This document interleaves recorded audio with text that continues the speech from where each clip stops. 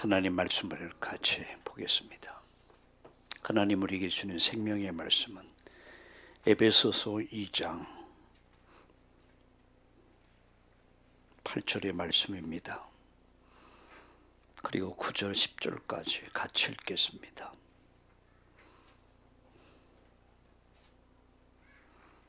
너희는 그 은혜에 의하여 믿음으로 말미암아 구원을 받았으니 이것은 너희에게서 난 것이 아니요 하나님의 선물이라. 9절 읽겠습니다.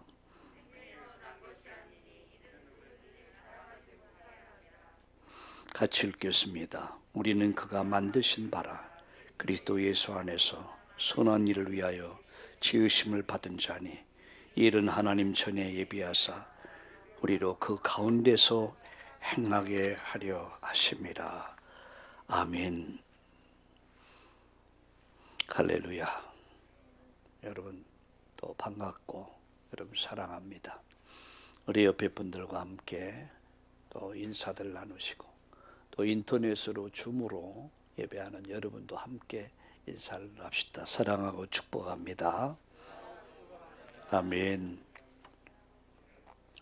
11월 달서부터 이제 위드 코로나의 시대가 아마 시작된다고 그래요. 2년 가까이 예배 정상적인 예배가 아닌 비대면 거의 예배로 들쑥날쑥 예배가 많이 흔들렸습니다. 그러다 보니까 영적 상태도 굉장히 다운되고 이런 모습을 보면서 참 많이 안타깝고 또 그렇습니다. 그래서 앞으로 위드 코로나의 시기가 되면은 어떻게 예배를 회복시킬 것인가 함께 기도하면서 우리 교육자들과 좀 예배 시간을 조정을 했습니다. 앞으로 양로원의 교회 예배를 회복될 때까지 그래서 일단 교회에서 9시 예배, 오후 예배 드리던 것을 9시로 이유는 이제 아직까지는 11월, 12월 달까지는 식사 문제는 좀 더 보류를 해야 될 것 같아서 그래서 식사 이후에 모임이 어려울 것 같아서 9시로 이렇게 일부 예배를 종하고 2부 본 예배는 11시 그대로 진행하는 것으로 이렇게 했습니다. 당분간은 식사와 그래서 오후의 모임을 갖지 않는 것으로 주일학교 예배는 10시에 당분간입니다. 그래서 모든 것이 정상화될 수 있도록 여러분이 함께 기도하고 함께 식사하고 교제하는 시간이 참 그립습니다. 또 그런 시간들이 빨리 올 수 있기를 바라고 우리 함께 기도했으면 좋을 것 같아요. 저는 청소년기를 참 힘들게 지냈습니다. 그것은 제가 죽음을 일찍 제가 목도하게 됐고요. 수많은 사람들이 우리 집 앞으로 옛날엔 다 사람이 상여가 있어가지고 죽으면 이렇게 한 150가구 정도 될까요? 이런 동리에서 우리 집 앞으로 늘 상여가 나갔어요. 저게 뭘까? 처음에는 이렇게 시작된데 나중에 우리 사람이 죽는 거더라고요. 그래서 뭐 죽고 또 매장하고 그리고 돌아오면 사라져 버린 거야. 이런 죽음을 보면서 굉장히 제가 막 슬럼프에 이렇게 청소년기를 어렵게 이렇게 지냈습니다. 나는 누굴까? 나는 왜 살아야 되지? 그리고 나는 이렇게 죽으면 나는 흙으로 사라지는 걸까? 과연 천국 지옥은 있을까? 막연히 들어왔거든요. 그런 갈등 속에서 이 청소년기를 혼돈과 공허 흑암 속에서 지내야 됐습니다. 누구도 저에게 답을 주지 못했어요. 그러던 어느 날 이제 제가 복음을 교회를 어느 친구가 저를 이끌어서 교회 나와서 복음을 들으면서 조금씩 알아가기 시작했습니다. 비로소 나를 찾게 됐고요. 잃어버렸던 나, 방황했던 나, 내 진정한 나를 찾고 내가 구원을 받게 됐고요.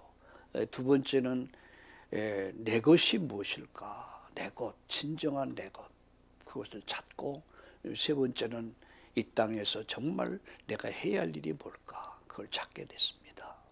그리고 제가 오늘 돌아보니까 그게 나의 인생 스토리였어요.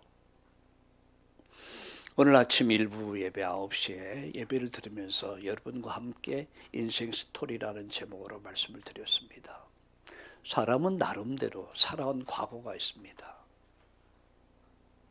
여러분, 그리고 오늘이 있습니다. 그리고 미래가 있습니다. 아브라함에게도, 이삭에게도, 야곱에게도, 요셉에게도 그가 살아온 과거, 그리고 오늘이 있고 미래가 있단 말이에요. 그 한 예를 들어서 바울의 인생 스토리를 말씀드렸습니다. 그가 한때 잘 나가던 사람이었죠. 그런 세상 말로 잘 나가던 그가 어느 날 담메색에서 인생이 완전 뒤바뀌어지는 인생 전환점을 맞게 됩니다. 거기에서 하나님을 만난 거예요. 정말 예수님이 그리스도구나, 이걸 깨달은 거예요. 그분이 나의 왕이시오, 나의 제사장이요, 나의 참된 선지자시구나, 이걸 다 깨달았어요. 인생이 뒤집어져 버렸어요. 예수 믿는 사람을 결박하고 죽이는 일에 앞장섰던 그가 예수님 만나고 나서 인생은 완전 바뀌었습니다. 정말 복음의 참된 가치를 발견해요. 진짜 가치가 뭐냐? 절대 가치. 복음의 참 절대 가치를 발견하고 복음의 능력을 누리면서 복음의 증인의 삶을 산 사람이 바울입니다. 오늘 우리 함께 예배하는 여러분들이 바로 이 축복의 주역인 줄로 믿습니다. 그래서 여러분, 우리 아들, 딸들에게, 손자, 손녀에게 내가 들려줄 수 있는 인생 스토리가 있어야 돼요. 내가 복음을 전하면서 가장 확실하게 전할 수 있는 복음이 뭡니까? 내 인생 스토리가 있어야 돼요. 인생의 과거, 이렇게 나는 살았다. 근데 어느 날 나는 예수님 만나 내 인생이 이렇게 바뀌었다. 나는 이렇게 살고 있고 나의 인생의 미래는 이것이다 라고 말할 수 있는, 여러분의 인생 스토리를 만들어가는 여러분 되기를 예수님의 이름으로 축복합니다. 축복합니다. 오늘 이 시간에는 여러분과 함께 칼빈주의의 5대 교리라는 제목으로 말씀을 드리려고 해요. 왜냐하면은 이 칼빈주의의 5대 교리는, 이거는요 우리 장로교회의 기본 교리이기도 합니다. 그래서 신학교에 들어가면 제일 먼저 배우는 것이 성경을 배우면서 칼빈의 5대 교리를 배웁니다. 왜? 바로 그것이 교회의 기본이 되기 때문에, 신앙의 기초가 되기 때문에. 그래서 오늘 여러분과 함께 이 칼빈주의의 5대 교리를 간략하게, 좀 더 이해하기 쉽게, 좀 더 받아들이기 쉽게 오늘 여러분에게 말씀을 전하려고 합니다. 여러분, 원래 칼빈은 프랑스 사람입니다. 근데 그가 어느 날 성경을 읽고 연구하다가 놀라운 걸 발견해요. 진짜 거기서 인생이 바뀐 거예요. 바울이 다메섹에서 인생이 바뀌었듯이 여러분, 칼빈의 인생이 바뀌면서 그가 성경을 읽고 연구하다가 그분이 성경을 가장 정확하게 요약을 했어요. 몇 가지로요? 5가지로 성경을 아주 쉽게, 아주 이해하기 쉽게 성경을 요약을 했는데, 그게 바로 칼빈의 주의의 5대 교리라고 합니다. 이것이 오늘 우리 장로교회의 발판이 된 거예요. 이 교리 위 신앙 위에 우리가 서 있는 겁니다. 날마다 교리 하지는 않습니다. 근데 이런 바탕이 있다는 거죠. 최소한은 우리가 알아야 합니다. 이 칼빈주의라고 그러죠. 칼빈주의 5대 교리의 가장 핵심이 뭐냐? 하나님 주권입니다. 하나님의 절대 주권. 이 주권 신앙으로부터 나오는 거예요. 그리고 하나님의 사랑입니다. 그게 바로 칼빈의 정신이죠. 칼빈주의의 정신이기도 하죠. 그런 1509년에서 1564년까지 활동한 분입니다. 그는 오래 살질 못했습니다. 몸이 굉장히 허약해서, 그러나 그 젊음을, 완전 젊음을 종교 개혁에 아주 헌신한 사람이죠. 그래서 중세 종교계 말틴 루터와 함께 여러분 이 칼빈과 이 스위스의 쯔빙글리라든가 이런 분들이 바로 종교 개혁의 선구자죠. 바로 이것을 바탕으로 해서 종교 개혁을 일으킨 거예요. 그래서 오늘 이 시간에는 여러분과 함께 이 칼빈의 5대 교리에 대해서 좀 말씀드리고 같이 기도하려고 합니다. 첫 번째입니다. 그는 성경을 보면서 그가 발견한 게 뭐냐?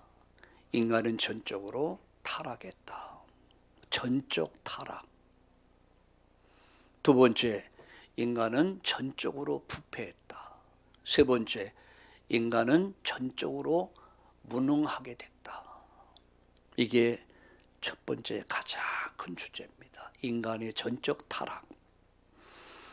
창세기 3장 사건은 인간을 전적으로 타락시켰습니다.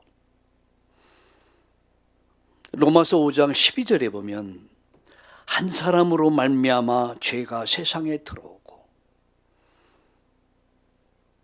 죄로 말미암아 이 땅에 사망이 이르게 됐다, 이렇게 말씀하고 있어요. 한 사람이 누구죠?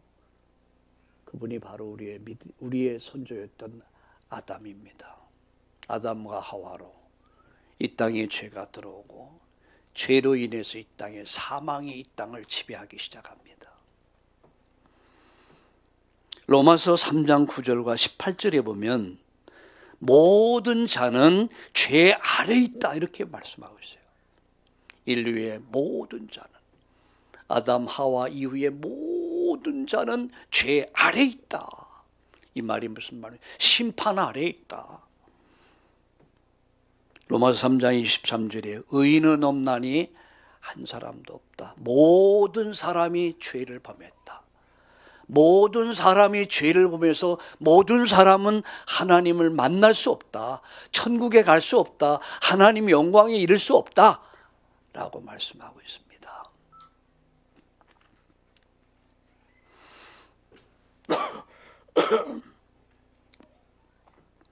우리는 죄를 말할 때 거의 윤리적이고 도덕적인 죄를 말하죠. 예를 들어서 남의 것을 훔쳤다, 남을 해롭게 했다, 이런 남을 속였다, 이런 것을 죄다라고 말합니다. 그러나 죄에는 뿌리가 있습니다. 그 뿌리가 원죄입니다. 창세기 3장에서 하나님 말씀을 불순종하고 하나님을 반역하고 하나님을 떠나버린 인간, 그걸 원죄라고 합니다. 하나님을 떠난 인간들이 지은 죄를 뭐라고 그러죠? 그게 자범죄라고 합니다. 내 마음대로 살아. 내가 복음이야. 그리고 그 죄가 내 자식들에게, 손자, 손녀들에게 그대로 유전돼요. 그걸 우상숭배 유전죄다라고 합니다. 그럼 인간은 원죄로 인해서 자범죄, 영원한 유전죄가 내 자식들에게, 후대에게 그대로 죄가 전가된단 말이야. 이 죄의 영향이 내 사랑하는 아들, 딸, 손자, 손녀에게 그대로 임합니다. 아비의 죄가 몇 대까지요? 몇 대까지 가요? 3대 4대. 이 저주와 재앙이 3대 4대까지. 우리는 보통 부모는 자식을 사랑하죠. 그리고 그 자식에게 뭔가 좋은 거 주길 원해요. 그죠? 맛있는 거 주고, 좋은 옷 입히고, 뭐 좋은 것 해주고 싶어요. 그래, 진짜 좋은 게 뭔지 아세요? 이 저주와 재앙을 끊어버려야 돼요. 내가 아무리 좋은, 그야말로 여러분 많은 동산, 부동산, 수많은 수억의 수십억의 재산을 준다 할지라도 그건 그 자식을 죽이는 거예요. 저는 예수 믿고 전 몰랐어요. 우상이 뭔지, 귀신이 뭔지, 저주가 뭔지. 그런데 그게 우리 집안에 그대로 와 있더라고요. 저는 주일학교에서 그 부장 집사님이 말씀 전하는데 아브라함 얘기를 하더라고요. 아브라함 얘기. 믿음의 조상 아브라함은 막 얘기하는데 막연하게 나도 아브라함의 복을 받고 싶다. 근데 어느 날 제가 그 복을 받게 됐어요. 우리 가정 가문을 복음으로 세우는 그 믿음의 조상의 축복을 받게 됐죠. 여러분, 인간은요, 창세기 3장 이후에 모든 게 하는 원죄, 자범죄, 조상의 죄로 한 사람의 죄가 이 땅에 들어옵니다. 그리고 이 죄가 모든 인류에게 이게 바이러스 같이, 코로나 바이러스 같이 확진돼 버린 거예요. 죄값은 뭐죠? 사망입니다. 저주와 재앙입니다. 그래서 인간은 태어날 때부터 죄인으로 태어나는 거예요. 천진난만한 어린아이가 무슨 죄가 있을까? 죄의 DNA를 갖고 태어난단 말이죠. 그잖아요. 어거스틴이 참회록에 보면은 그가 하나님 앞에 참회하는데 어머니 젖꼭지 물은 거. 어릴 때는요, 젖이 안 나오면 어때요? 아기가 젖꼭지를 확 깨물어 버려요. 확 깨물어 버려요. 그것까지 회개하는 장면이 나와요. 그거는 죄로 봤어요. 내 안에 악성, 독성, 죄성이 있다. 죄의 DNA가 있단 말이야. 이것을 깨달은 거예요. 인간은 뭡니까? 예레미야 17장 9절에 보면 만물보다 심히 거짓되고 부패한 것이 사람의 마음이라고 그랬습니다. 예레미야서 17장 9절. 만물보다 부패한 것이 인간의 마음이다. 그러니까 여러분, 부패한 데서 무슨 냄새가 나겠습니까? 부패한 냄새가 끌어올 거 아닙니까? 인간에게는 선을 찾아볼 수가 없습니다. 다 거짓된 선입니다. 위선이라고 그러죠. 인간은 자체가 태어날 때부터 원죄와 자범죄와 이 우상숭배의 죄, 그리고 이 죄를 그대로 자식에게 전가시켜요. 영적 DNA를 물려주게 되죠. 그럼 그 자식이 또 망하고, 그 자식이 또 망하고. 의인은 없나니 한 사람도 없다. 이게 성경이 말씀하고 있는 세상입니다. 제가 이런 얘기를 엊그저께 어느 목사님과 그런 얘기를 했어요. 인간은 다 거기 있고 거기 있다. 도끼인 객견이다. 여러분 윷놀이 하잖아요. 도끼인 객견. 복음 없는 사람이 대통령 된들. 그놈이 그놈이다. 그래서 우리가 어떻게 하든지 우리 후대를 키워야 되고 복음 가진 사람들이 지도자가 되어야 된다. 이런 얘기를 했습니다. 인간은 완전 타락했어요. 인간은 완전 부패했어요. 인간은 힘을 잃어버렸어요. 의를 행할 수 있는 힘도 능력도 인간에게서는 찾아볼 수가 없습니다. 자, 두 번째입니다. 하나님의 무조건적 선택입니다. 멸망할 수밖에 없는 인간을 하나님 버리지 않았어요. 완전 멸망 가운데 완전 타락, 완전 부패, 완전 힘을 잃어버린 인간을 하나님 버리지 아니하시고 하나님은 자비를 베푸셨습니다.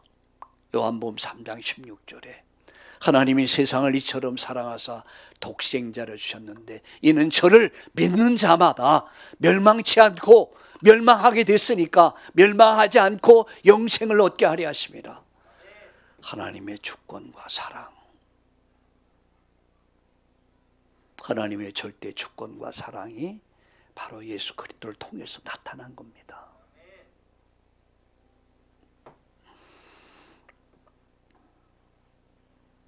에베소 1장 4절 5절에 보면 창세 전에 우리를 택하셨다, 예정하셨다라고 그러죠. 그게 에베소 1장 4절 5절입니다. 로마서 8장 28절과 30절에 보면 그의 뜻대로 하나님 우리를 부르셨다라고, 그분의 뜻대로 부르셨다. 마태복음 22장 14절에 보면 청함을 받은 자는 많은데 택함을 받은 자는 적다. 누구든지 와라. 그러나 택함을 받은 자는 적다. 택정함을 입은 자는 적다. 오늘 여러분 이 세상에 얼마나 수많은 복음이 증거되고 선포됐습니까? 그런데 그들은 한 귀로 듣고 한 귀로 다 흘려버렸어요. 청함을 받은 자 많지만 택정함을 입은 자가 적다. 오늘 제가 여러분이 이 자리에 함께 할 수 있다는 거, 이게 하나님의 은혜입니다. 우리가 함께 예배할 수 있는 거, 이게 하나님의 은혜입니다. 우리 찬송가에 있잖아요. 아, 하나님의 은혜로 이 쓸데없는 자, 왜 날 구속해 준지 알지 못해. 그게 하나님의 예정입니다. 무조건적 선택을 했어. 왜 무조건적 선택했냐? 하나님 독재자냐? 아니야.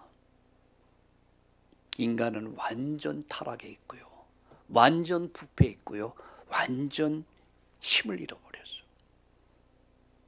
0.01%도 인간 자신에게 희망이 없어요. 그런 능력이 없단 말이야. 멸망하게 됐단 말이야. 로마서 5장 8절에 보면 우리가 아직 죄인 됐을 때 그래서 그리스도께서 우리를 위해 대신 죽어야 됐습니다. 피 흘려야 됐습니다. 대속의 죽음을 죽어야 됐습니다. 안 죽으면 내가 죽어야 돼. 내가 심판받고 내가 죽어서 내가 지옥 가야 돼. 그런데 내가 죽을 대신요, 내가 죽을 대신, 내가 심판받을 대신 예수님이 대신 죽어야 됐고요, 죽음에 내주셔야 됐어요. 그리고 대신 심판을 예수님 대신 심판하셨어요. 그래서 내 죄가 사유함을 받게 됐고요, 하나님의 긍휼을 잊게 됐고요, 내가 구원받아서 하나님을 찬양할 수 있는 영광스러운 이 축복의 자리에 제가, 여러분, 우리가 함께 있게 된 거예요. 무조건적 선택. 이 말씀을 묵상하면서 참 감동이 오더라고요. 내가 하나님을 택했다고요? 우리는 말합니다. 내가 마치 예수 믿은 것 같이. 여러분, 오늘 착각하지 마세요. 내가 믿은 게 아닙니다. 하나님이 내 마음을 감동시켜 주시고 환경 만드셔서 나를 부르시고 무조건적으로 선택한 거예요. 그렇게 하지 않으면 나는 할 수가 없어. 내가 완전 타락해 있고요, 완전 부패되어 있고요, 완전 힘을 잃어버린 내가 내 스스로 나를 어떻게 구원합니까? 그래서 하나님 무조건적 선택.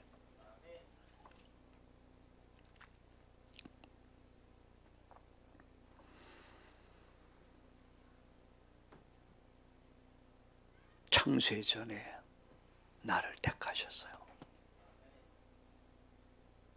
그분이 나를 예정하셨고 그 아들 예수의 피가 내 죄를 속량하셨고요. 성령으로 저와 여러분을 그리스도의 것으로 인쳐주셨단 말이에요. 내가 이 구원의 은총 속에 있는 거예요. 우리가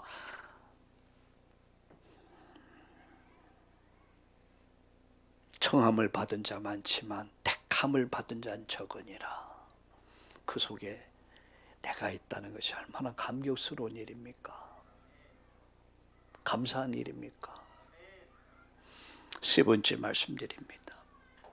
칼빈 주의의 5대 결의 세 번째. 그러나 아무나 구원받는 것 아닙니다. 그걸 제한된 속죄다라고 합니다. 아무나 구원받는 거 아니에요. 청함을 받은 사람은 많지만 택정을 입은 사람은 적으니라. 아무나 구원받는 거 아니에요. 여러분 에베소 1장 4절에 보면 창세전에 그리스도 안에서 우리를 택하셨다. 나도 몰랐는데 하나님 나를 이미 택정했단 말이야. 이게 놀라운 신비입니다. 내가 택정함을 입었어 세상에. 난 전혀 몰랐어. 오늘날 내가 예수님을 알고 나니까 하나님의 은총을 알고 나니까 야 내가 이 택정함을 입었구나. 마태복음 1장 21절에 보니까 아들을 낳으리니 이름을 예수라 하라. 자기 백성을 그들의 죄에서 구원할 자. 자기 백성을 죄에서 구원할 자. 자기 백성. 오늘 저와 여러분이 그 속에 있는 거예요. 자기의 백성을 해서 피 흘린 겁니다. 부모는 자식을 사랑합니다.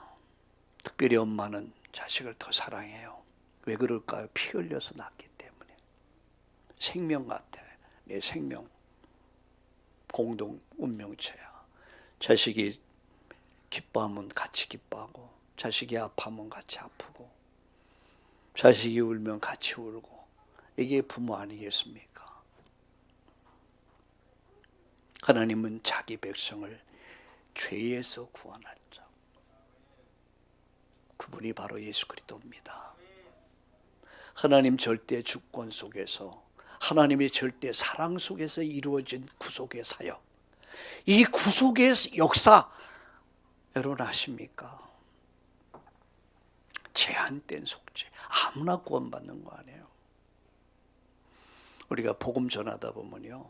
죽어가면서 바락바락 반항하는 사람들이 있어요. 예수 믿으면 산다. 예수 믿고 천국 가자. 너 그래 마지막 죽어가면서 바라가 거부하고 죽는 사람.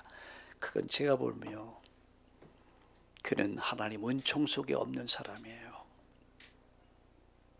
그런데 어떤 분은요. 간단하게 당신이 예수님 믿으면 살 수 있다. 간단한데 그 말이 답이 되는 사람이죠. 그건 영생 주시기로 작정된 자들이란 말이에요.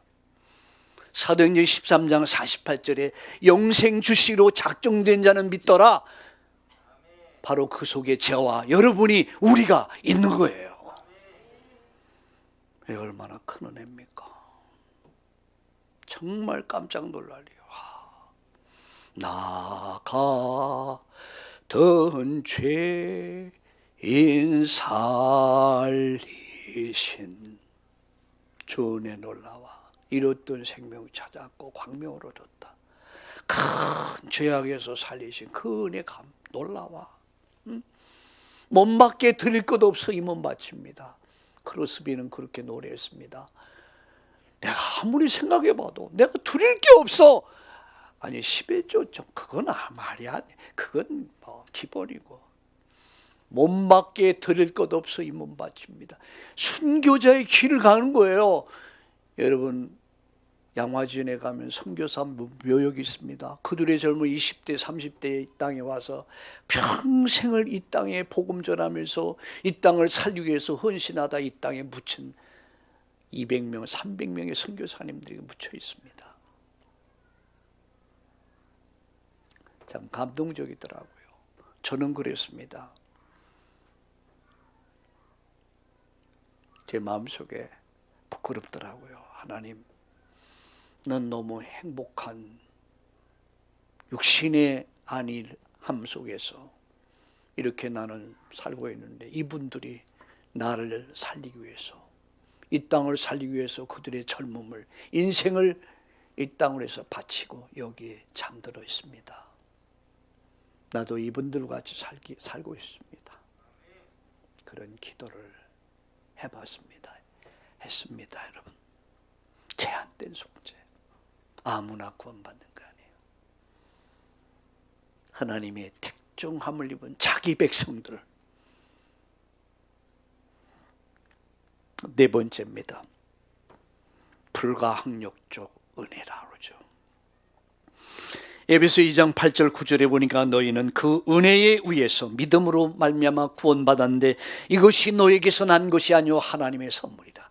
이게 너에게서 난 것이 아니다. 하나님의 선물이다. 로마서 8장 30절에 미리 정하신 자를 부르셨다, 의롭다 하셨다. 그걸 칭의의 은총이다라고 합니다. 칭의, 의롭다, 죄 용서해 주셨단 말이에요. 의롭다, 의롭다는 그를 영화롭게 하신다. 칭의와 성화와 그리고 영화롭게 되는 것.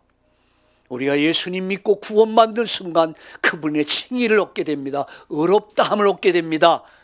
칭의를 받은 자가 이 땅에서 성화의 축복을 이루어가는 거예요. 심서 구원을 이뤄라, 이 말은 이제 네가 자유함을 얻었으니까 네 마음껏 살아라. 방종하지 말라는 얘기. 방종하지 말라. 우린 그런 말을 많이 사용합니다. 끝났다, 끝났다, 다 끝났다, 다 끝났다. 그리고 마음껏 죄를 짓고 옛날로 돌아가 버립니다. 아닙니다, 여러분. 진리는 주 안에서의 자유지, 진리지. 진리를 떠난 자유는 자유가 아닙니다. 방종입니다. 타락입니다. 우리는 말씀 앞에 섭니다. 그리고 그 말씀을 믿고 말씀 따라갑니다. 성령께서 나를 성화시켜 가십니다. 어느까지 성화시키느냐? 내 성격까지 바뀌어버려요. 내 말 바뀌고 삶이 바뀌어버려요. 이게 진정한 그리스도인의 삶입니다. 제가 목포에 장례식에 갔다가 올라오는데 전화가 왔어요. 전화 보니까 누구십니까? 그러니까 제가 광명역에다 차를 세워놨는데 제 차를 받았대요. 그러면서 이렇게 전화가 왔더라고요. 속으로 참 고맙더라고요. 받고 도망가잖아요, 보통. 근데 안 도망가고 전화까지. 그래, 알았다. 내가 깜깜해서 밤늦게 1시, 12시 넘어서 도착하니까 그럼 내가 한번 보고 전화하겠습니다. 그래서 보니까 좀 긁혔더라고요. 그러니까 뭐 크게 뭐 큰 사고가 아니니까 뒤로 후진하다 이렇게. 그 이때는 전화를 했어요. 전화를 해서 내가 차를 살펴봤는데 뭐 별 문제 없다. 그리고 일단 당신이 전화를 주셔서 너무 고맙다. 보통 도망가는데 안 도망가고 이렇게 전화해서 너무 고맙고, 근데 내가 하나 부탁할 게 있다. 나는 예수 믿는 사람이다. 오늘 이렇게 만난 것도 우연이 아니고 하나님 계획이라고 생각한다. 예수 믿냐? 그러니까 자기도 예수 믿는데 그러냐? 그래서 전화를 끊고, 그래서 이제 보니까 오후에 보니까 치킨 선물이 딱 들어와 있어요. 찍혀 있어요, 보니까. 그래서 이제 자기도 미안하니까 치킨을 이렇게 해서 요새 뭐 이렇게 선물하는 거 있잖아요. 아직 제 핸드폰에 치킨 한 마리가 있습니다. 제가 이런 말을 했어요. 당신이 정말 이렇게 전화줘서 고맙고, 그리고 당신이 예수 믿는다니까 또 고맙고, 그래서 나는 사실 목사고 내 아침마다 말씀을 전하는데 내 메시지 요새는요. 그래서 그리고 난 이후에 며칠 지났는데 매일 아침마다 메시지 주고받고 있어요. 제가 이런 생각을, 제가 화를 내버려요. 이 말이야, 참 또 눈깔 똑바로 뜨고 말이야, 운전하지 말이야. 이거 뭐야 이것이, 이거 뭐 청구할 테니까 이거 해라. 그거 얼마나 나옵니까? 내가 작은 선인데, 작은 양보인데 이 사람을 엄청 감동을 준 거예요. 난 그렇게 생각해. 이게 전도가 아니겠는가? 여러분, 불가항력적 은총이라는 것은 하나님이 나를 구원해 주시려 작정했기 때문에 그 작정을 입은 자가 불순종할 때 하나님은 좁혀서라도 코를 비틀어서라도 하나님 그를 세웁니다. 그 말이에요. 예? 여러분, 자녀는 부모가 자녀를 사랑하잖아요. 근데 그 자녀가 자꾸만 잘못하면 어떻게 돼요? 좁혀는 거 아니에요. 때리잖아요. 좁힌다는 말은 무식한 말이고, 뭐 때린다. 그래서 잘못하는데도 오냐, 아이고 예쁘다. 그건 자식 망치는 거야.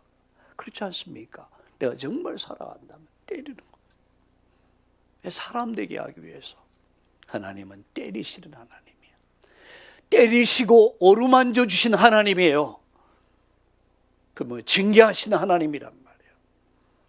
하나님 말씀 자꾸만 불순종의 길을 갈 때에 분명히 저거 멸망해. 분명히 저거 올무에 걸려. 분명히 실패할 텐데, 그럼 하나님은 그때 손드는 것이 맵니다. 질병, 죽음의 병, 아니면 사고, 문제 터뜨려서라도 하나님은 붙잡습니다. 그게 불가항력적 은총이라고 그래요. 요나가 다시스로 가려고 도망갔잖아요. 하나님 버렸습니까? 끝까지 쫓아가요. 고래를 대동해하시고 쫓아갔어요. 야, 고래야 가서 삼켜라. 고래가 하면 이 풍랑 일으켜서 거기서 제비 뽑기에서 요나가 뽑히니까 던져. 그러니까 야, 고래야 빨리 입 벌려. 그래갖고 딱 해서 딱 그냥 입으로 싹 들어가서 3일 동안 그 죽도록 고생하잖아요. 반 죽다가 살려만 주시면 이 모습이 바로 우리의 모습이 아닐까 생각해요.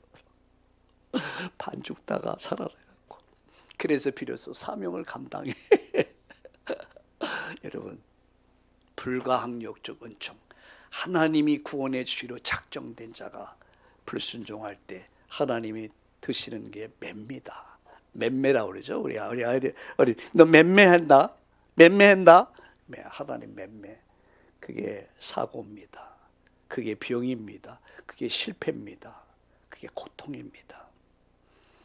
그렇게 해서라도 하나님은 우리를 살립니다. 마지막, 성도의 궁극적 구원이라고 그러죠. 성도의 궁극적 구원. 또 때로는 견인이라고 그러죠. 견인. 그 말은 보존하신다. 하나님이 끝까지 보존하신다. 요한복음 10장 27절과 30절 보면 내가 영생을 준다. 영원히 멸망하지 않는다. 저희를 내 손에서 뺏어갈 자가 없다는 얘기예요. 한번 허성미 권사님 보고 아이들 둘 날라고 하다 셋을 하나님 선물로 주셨어요. 그래서 아이들 너무 많으니까 힘들지, 하나 그냥 다른 사람 양자로 주지. 그러니까 이거 안 되네. 안 되죠. 안 되고 말고 생명인데, 부모에게 생명 아닙니까? 양자로. 아이고 어쩌나 한번 눈치 보면서 한 마리 애들이 안 된대. 내가 힘들더라도 그게 부모야. 여러분, 견인이라고 하면 성도의 궁극적 구원, 이건 견인하신다. 이게 차를 끌고 간다, 이런 의미도 있겠지만 그런 의미보다 하나님이 보호하신다는, 하나님 지켜주신다. 언제까지? 천국까지. 그게 성도의 견인입니다. 신학적으로. 그래서 성도의 궁극적 구원. 그래서 로마서 8장 31절에 그러므로 이제 그리스도 안에 있는 자에는 결코 정죄함이 없다. 고린도전서 10장 13절, 에베소 4장 30절에 시험 감당할 시험을 허락하신다. 에베소 4장 30절에 성령을 근심되게 하지 말라. 하나님 피할 길을 주신다. 그리스도 안에 있는, 그리스도 안에서 구속의 날까지 인치심을 받았다. 그게 바로 에베소 4장 30절입니다.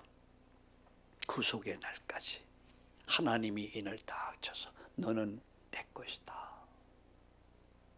그래서 오늘 성시교독 전에 나의 도움이 어디서 올까? 나의 도움은 천지를 여호와 하나님에게서 온다. 예, 그분이 나를 딱 붙잡고 계신다는 거죠.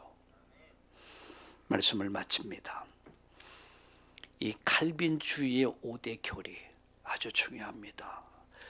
여기서 여러분 나온 게 기독교 강요라고, 기독교 강요 아주 구체화된 거죠.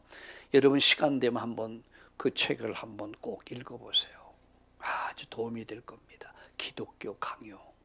예, 이 5가지 교리가 오늘 우리 장로교회의 기본 교리가 된 거예요. 여기 베이스를 깔고 모든 신학생들은 신학교에서 이 교리를 배웁니다. 그리고 교회를 세우고 이 원리에 의해서 인간의 전적 타락, 무조건 선택, 제한된 속죄, 불가항력적 은혜, 성도의 궁극적 이 구원을 말하게 됩니다. 말씀 마치면서 하나님, 이 모든 중심이 뭐죠? 하나님 절대 주권이야. 하나님 사랑입니다. 그래서 이 사실을 믿고 순종하며 이 사실을 전하는 증인의 삶 되기를 축복합니다. 축복합니다. 하나님 감사합니다. 오늘 이 시간 우리에게 주신 생명의 말씀, 칼빈주의의 5대 교리를 또 볼 수 있고 배울 수 있게 하심을 감사합니다. 인간이 전적으로 타락했고 부패했고 무능하게 됐지만, 그래서 하나님은 무조건적으로 선택하셨고 아무나 구원받는 것이 아니라 하나님의 예정과 구속과 성령의 인침 받은 자만이 구원받는 사실 앞에 감사하며 불가항력적 은총, 성도의 궁극적 구원을 바라면서 하나님 절대 주권 믿고 흔들리지 않는 큰 믿음으로 오늘 우리 성도님들이 승리할 수 있도록 날마다 은총을 베풀어 주옵소서. 감사와 감격이 넘치는 삶이 되게 하여 주시옵소서. 예수님의 이름으로 축복하며 기도드립니다. 아멘.